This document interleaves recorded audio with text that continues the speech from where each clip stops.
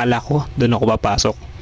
Kaso ayaw ng nanay ko dahil wala raw matututunan kundi maglaro at manood. Kaya ang inakala ko makakanood na ako ng Tom and Jerry ay hindi mangyayari dahil dumiretso kami sa elementary.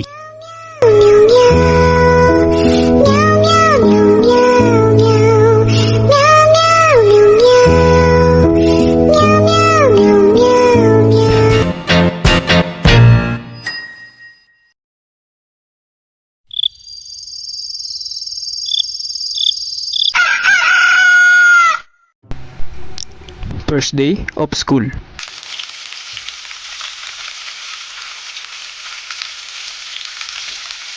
Malunggay, pandesal, wabong luto, init, manaayon, manastansya pa.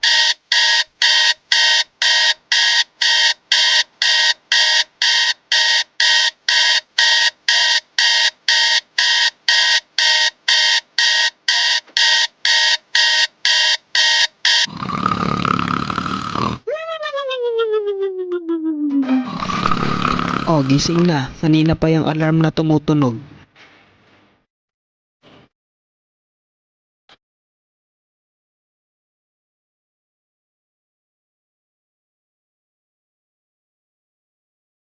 Naalala niyo pa ba yung mga unang beses kayo nakahawak ng lapis at papel?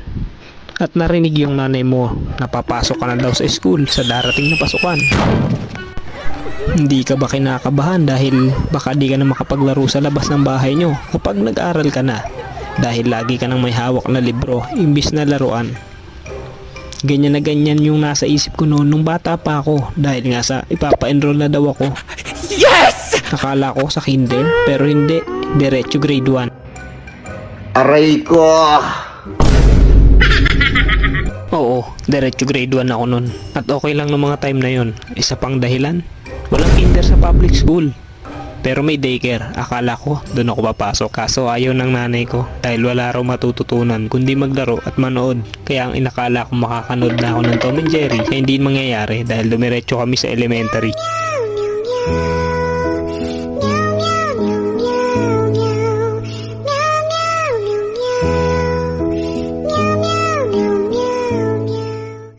Ilang linggo bago yung enrollment ay hindi na ako masyadong pinapayagan maglaro dahil mag-aaral na daw ako magbasa. At ang isa sa mga kapartner natin noon para matuto tayo magbasa ay ang Abacada. Ito yung libro na maliit at pamalo na stick ng nanay natin nakatabi sa table. Di ko din alam paano magsisimula dati pero dahil kay stick na pamalo natuto ako kung paano magbasa at gamitin yung Abacada. Ito yung libro noon na maliit, mabibili dito sa labas ng simbahan, supermarket at kahit sa palengke. At dumating na nga yung araw ng enrollment. Hindi ako excited dahil una ko naisip pagbabasahin agad ako ng makapal na libro. Noon nahihiya ako dahil hindi talaga ako sanay sa maraming tao, lalong lalo na yung parang strict, pero wala na akong nagawa dahil nandun na eh. Akala ko ay magbabasa agad pero may mga task pa palang pinagawa, parang laro lang. Pinag-catch ng bola. Grabe, ginawa mo akong aso mama, pero sige na nga, pinagbilang din kami at kung ano-ano pang pinagawa. Siyempre, ang panghuli akala ko ay ayun lang pero... Who's next? Anak ka ng po! Ako na pala magbabasa. Kailangan kong galingan.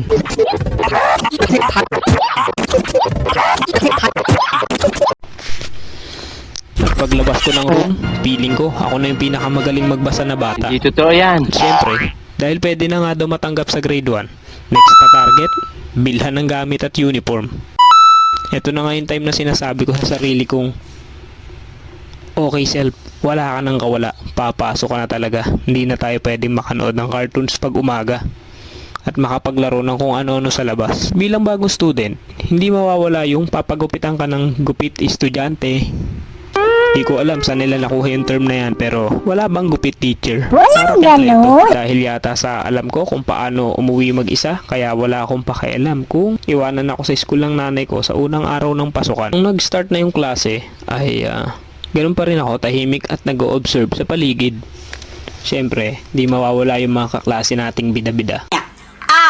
Okay. Ang mamatay ng dahil sa'yo, Jesseline? Ang mamatay ng dahil sa'yo, ma'am.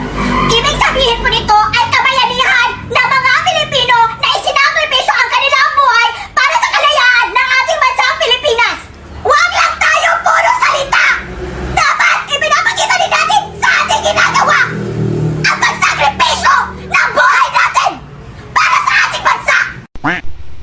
Masaya naman yung first day of school ko noon. May mga naging kaibigan. Sila na mismo yung lumalapit para makipaglaro at makipagkilala.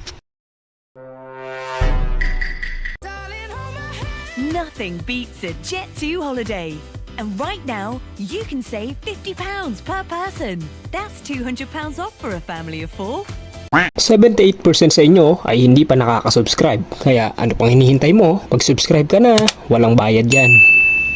Pagpasensyahan nyo na kung ngayon lang ulit ako nakapag-upload, no? Ang dami ko kasing inuna. And also, maraming salamat sa mga Pinoy YouTube animator na pumayag para maging part ng aking video.